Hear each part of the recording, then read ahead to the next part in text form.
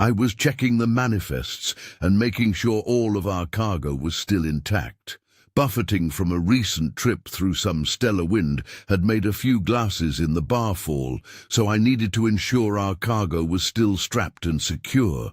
It was, as per usual. Cargo Master Ragnarthar doesn't screw about. Hiring him was a good choice. That was when he walked in, Lucas, ship's navigator. Also a good choice for the job. A human, the only one on board. Yes, get over it. I'm aware of all the tales of humans and their humanisms. But this one is special. It showed a side of them I never knew existed, both terrifying and beautiful.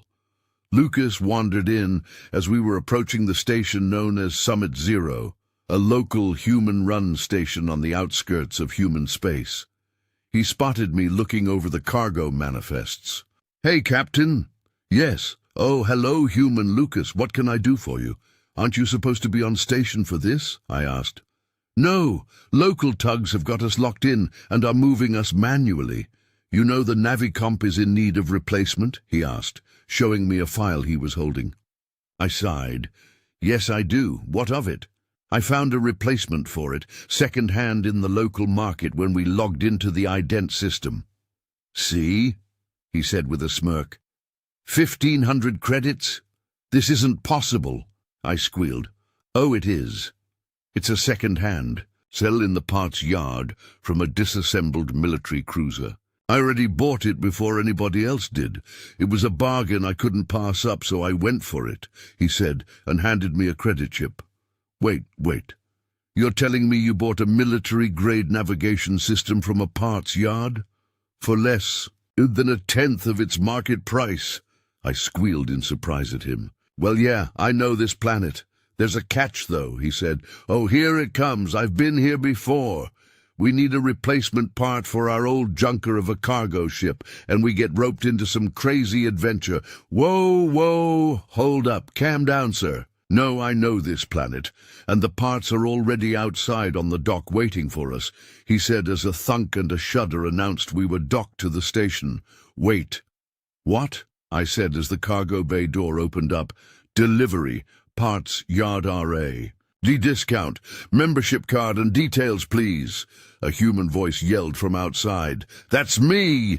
Lucas yelled and headed outside. My 6 legs carried me as fast as they could, trying to keep my claws down in a sign of peace. My carapace shivered in fear. I had never seen so many humans in one place.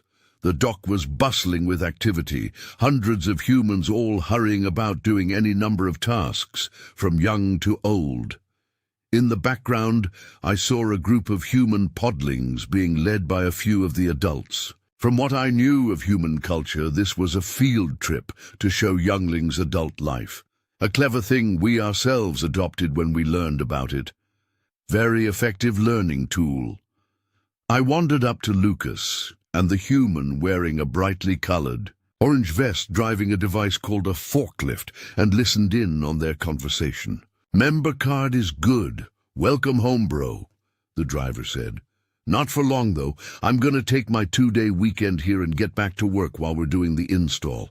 It's going to feel so good to hit the snow tomorrow," Lucas said with a certain degree of excitement in his voice. "Wait, what?" I asked, perplexed at the thought of not leaving so suddenly.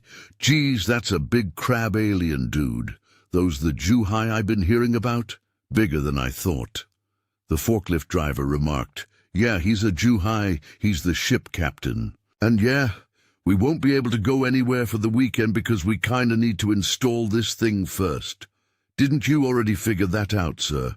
Lucas said to me with a crooked brow. Oh, by the egg, mother. I had completely forgotten about all of that. So much going on, it slipped my mind. And also we have our delivery as well. Blast it! Why am I so... What is that human phrase? Scatterbrained? I exclaimed. "Yeah, that one," the forklift driver said. "What delivery are we talking about here?" "Oh, ref number 222846. It's a shipment of ice raptor meat from Callisto," Lucas remarked in kind. "Never tried that stuff. "Is it any good?" the driver said as he maneuvered his forklift into our cargo bay. "I have no idea. I've heard you can't eat it like sushi. It has to be very, very well cooked. But it apparently tastes really good," Lucas replied as he directed the somewhat ungainly vehicle towards the cargo. As he approached, I heard a beep come from my own communication system. "Oh, that's my PDA. It is indeed our cargo delivery order. One shipment of ice raptor fish under sterile stasis cargo. Stasis? Well, that explains why the cargo boxes are so hefty." "They have stasis units built into them," I said as I did my paperwork. "Yep, 3 boxes of it too. Gotta be self-contained after all. Don't want to incur extra transport costs if you have to plug it into the ship's own power grid. People often charge extra for that. So that's 3 boxes. I'll get started. Soon as they're off the ship, you'll get your payment." The driver replied enthusiastically and began offloading. I acknowledged everything as all the beeps came in, joining my ship engineer Horace as he entered the cargo bay to check the new parts. It was a selection of cardboard and metal boxes and totes, as humans called them, all cobbled together, wrapped in plastics and silicate film. Everything was there. It looked almost pristine, save a few blown fuses here and there. Easily replaceable with what we already had. A few parts could be swapped without affecting the quality, and we even had equal parts from the old system we could hold for spares. Then I heard a beep come through my PDA receipts for operations and cargo. It made my eye stalks bulge in shock, and I sputtered a bit as Lucas approached me. "Something wrong, Captain?" "This cannot be correct. It simply cannot. 15,000 credits for the delivery? What?" I exclaimed, the numbers offered making no sense. "Why not?" Lucas said, looking very nervous. "These numbers make no sense. First off, I get the 10,000 for the delivery contract, which by itself is absurd. It's just fish. All that for some fish. And now this. Where did this come from? 32,000 credits modified for membership discount to 2,000 credits. What is going on here?" I bellowed loudly. "Well, yeah, this is an R.A.D. world, and qualifying members get a discount on goods and services. I am a qualifying member, and my discount applies to my crew, regardless of rank. So I made all the purchases and arrangements myself, so it would apply without any lawyers paying us a visit," he said with a smile. Wait, R.A.D. world?" I asked. "The Republic of Adrenaline, of course. Never heard of us. The R.A.D. riders, baby." The forklift driver yelled excitedly as he trundled his cumbersome machine out the door. "Well, yeah. You know what? The Navicomp has to be installed, which means the ship is in dry dock for a few days. We're just in time for the Winter Games. And too, so perfect timing. I can show you guys around," he replied with a smile, and headed inside the ship to the crew's quarters. Baron the engineer and I looked at each other as if we were expecting an answer. With none to speak of, we got to work and handed over the ship to the station's dry dock crew for repairs.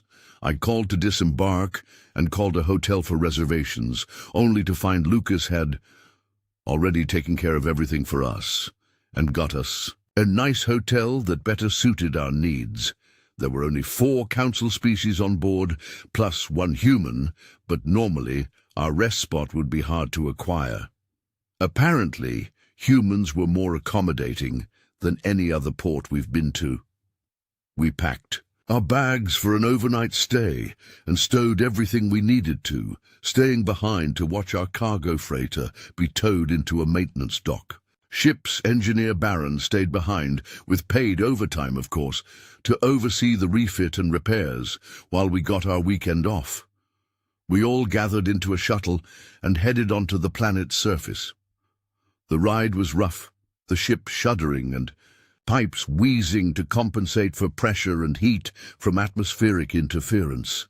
The clouds and heat haze eventually dissipated to reveal a beautiful, terrifying sight.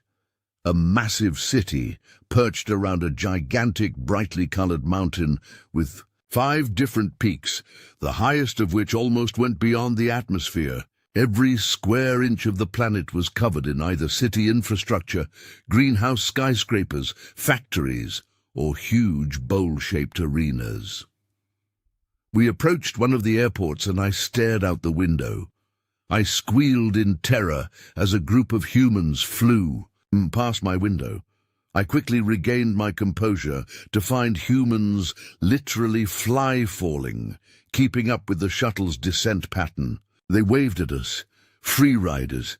Sometimes it's just for the fun of it. Those guys did a halo jump and followed us down.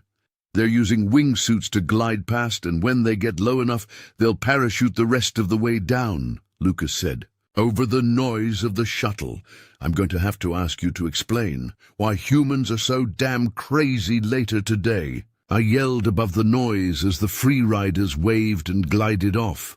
We landed on the airport tarmac shortly after this, and were amazed that such a huge piece of land was used for a starport. Lucas, what is this place? Isn't it a bit too big and open to be a starport? It's not a starport, it's an airfield. It just serves the same role. We use these places for planes and fixed-wing aircraft, air races and other things. This one specifically is used for large cargo passenger planes, like that old jumbo over there, he said, pointing to an aircraft. There on the tarmac, its heavy engines loudly screaming as hundreds of humans in various colorful suits and parachutes streamed into it. It was an abnormal, once-in-a-lifetime sight to see any kind of fixed-wing aircraft in this day and age, especially one that goddamn big. Even more so to see one in actual operation. Most civilizations abandon fixed-wing aircraft shortly after accomplishing FTL, but apparently humans still use them. And what a use they had! For the sake of reference, that gorgeous beast is over 500 years old, Lucas said, making all of our jaws drop.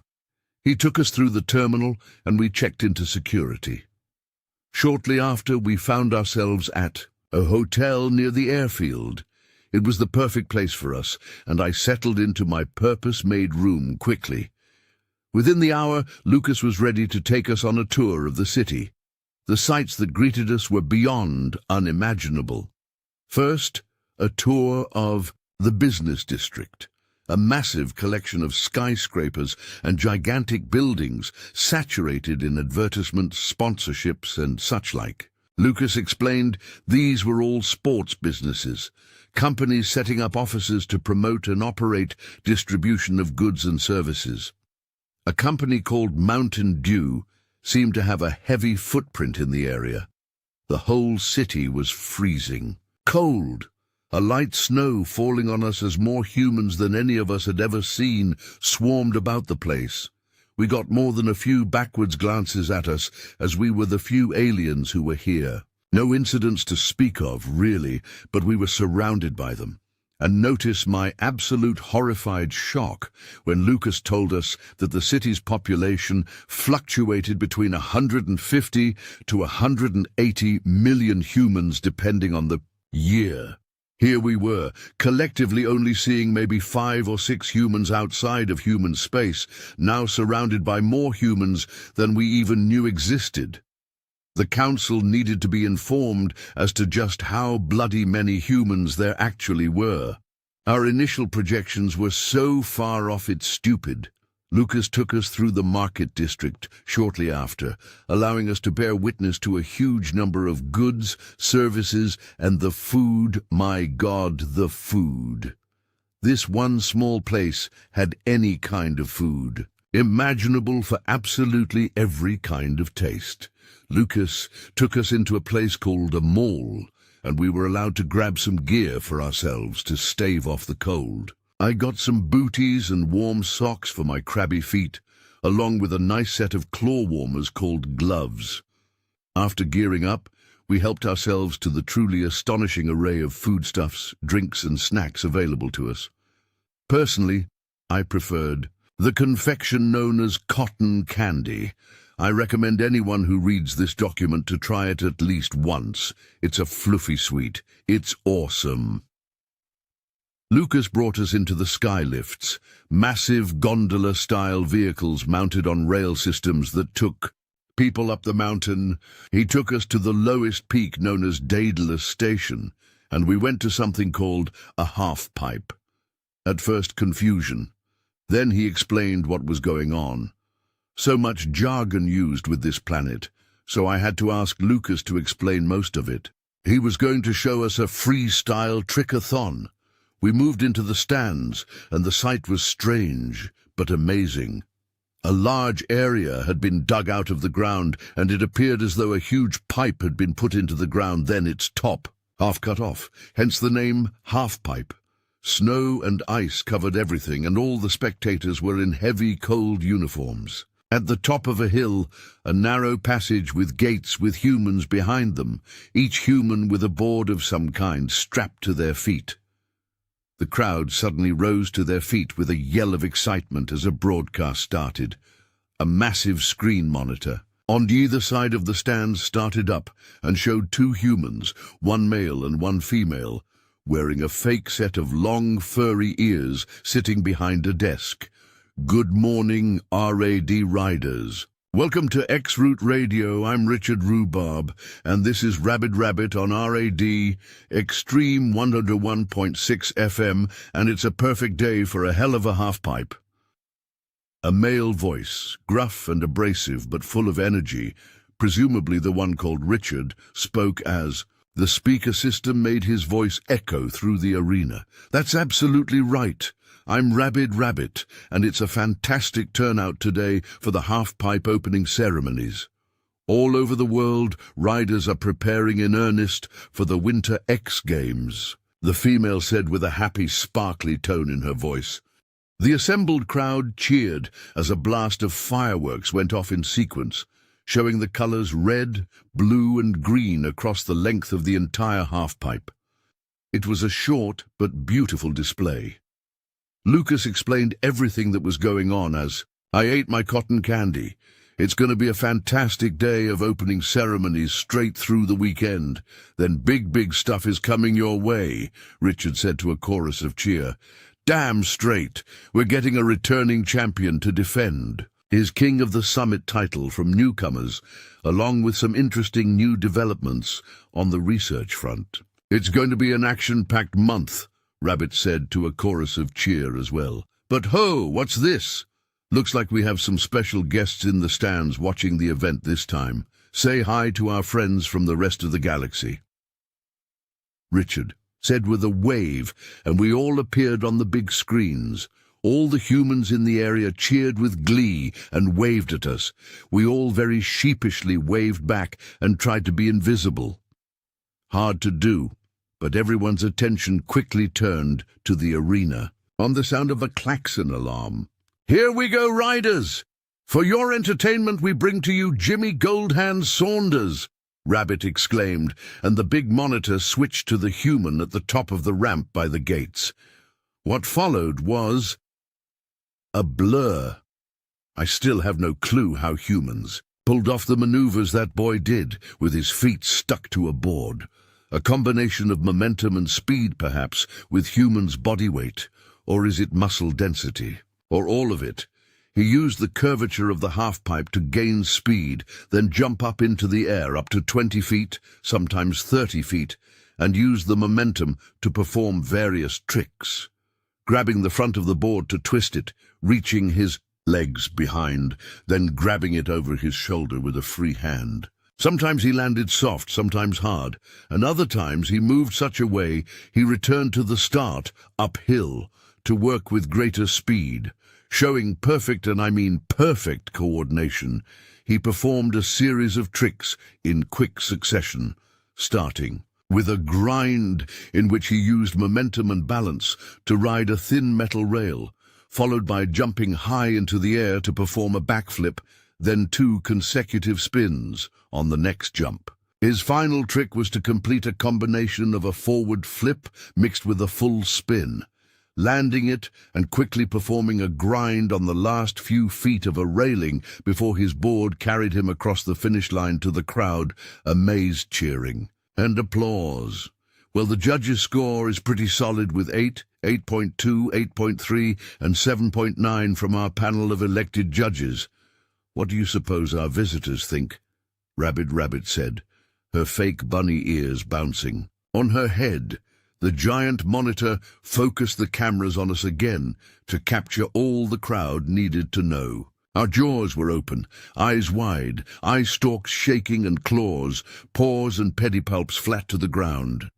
"I guess that means they liked it," Richard exclaimed happily to a massive "for the riders" from the entire crowd in response. What followed was a spectacle of balance, coordination, effort and dexterity unlike any we had ever witnessed or will ever witness. Death-defying leap after death-defying leap, each one of the humans using nothing but momentum, muscle and the slick surface of the snow underneath them to catapult themselves ever higher, performing ever more daring tricks. One event, however, set us into an even greater spot of shock and awe, one that made us look at humans in an all the more different light.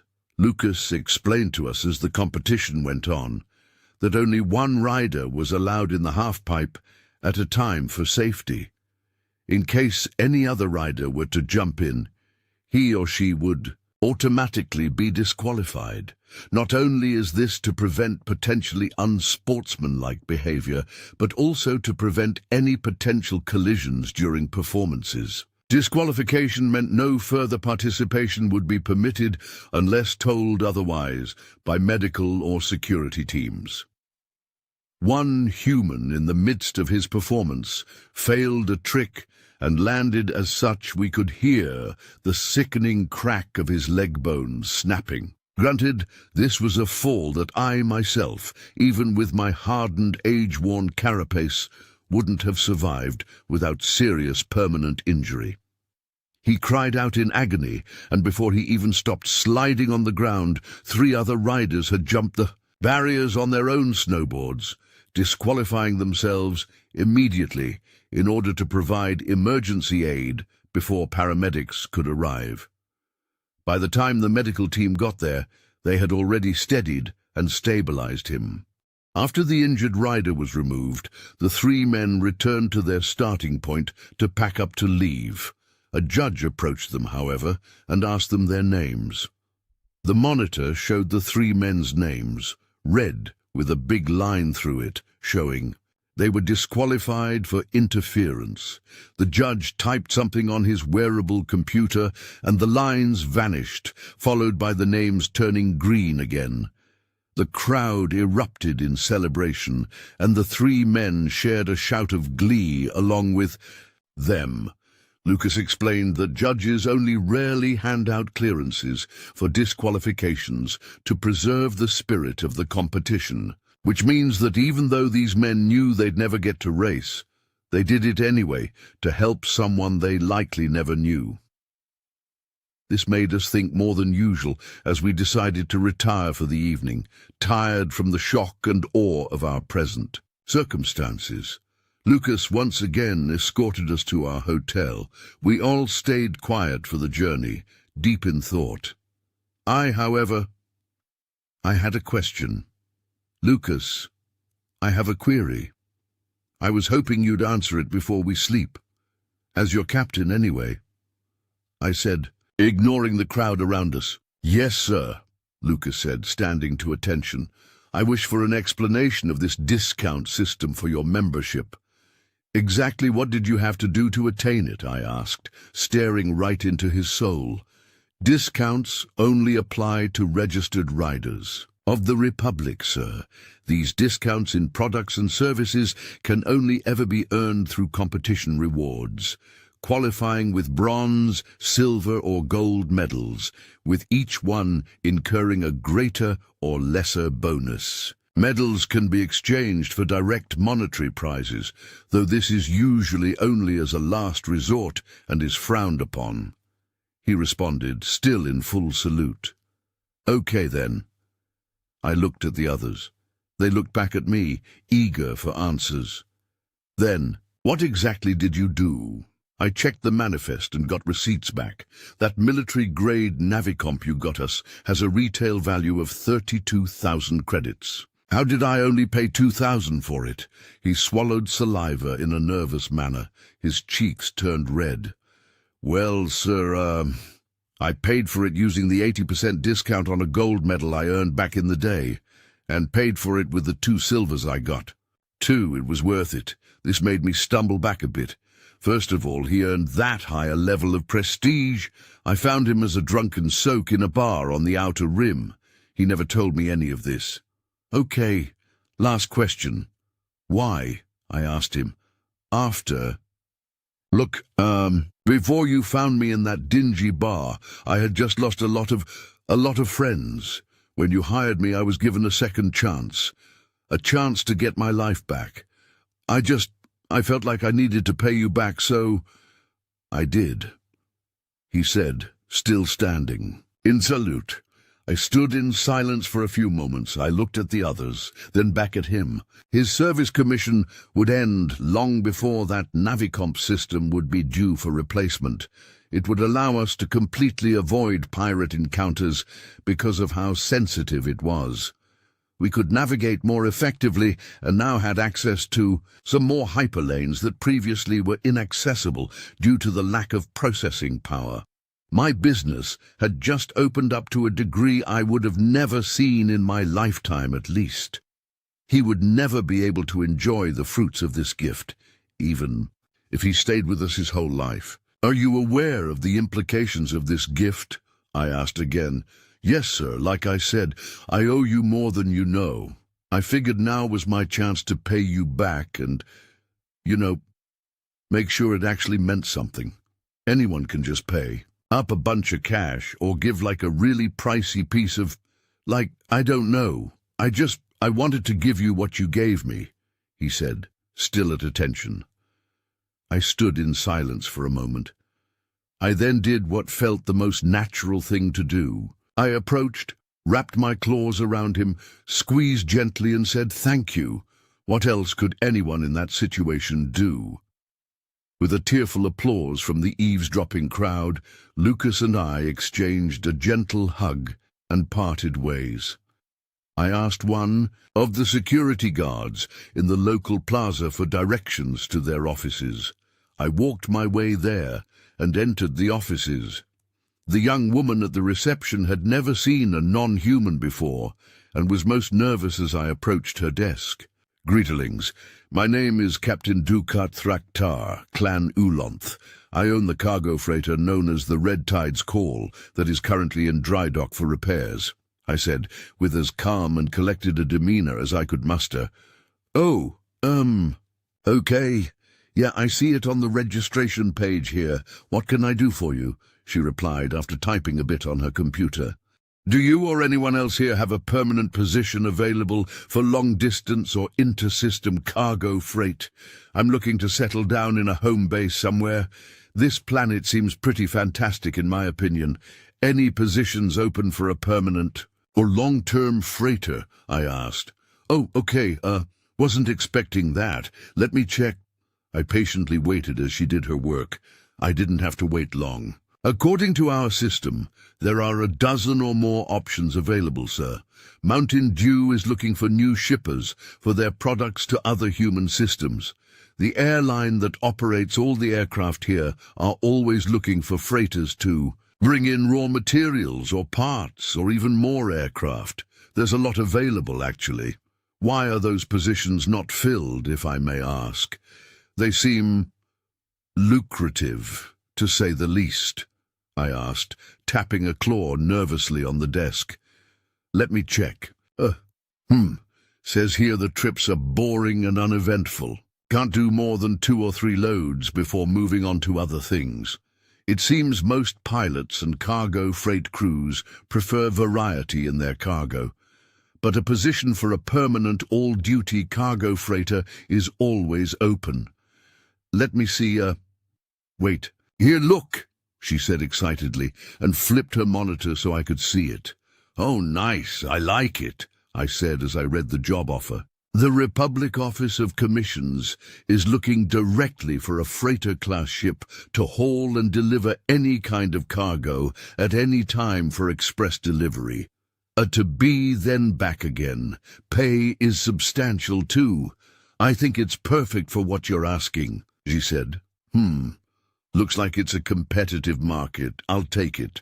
Where do I sign up? I said in kind. This took her by surprise.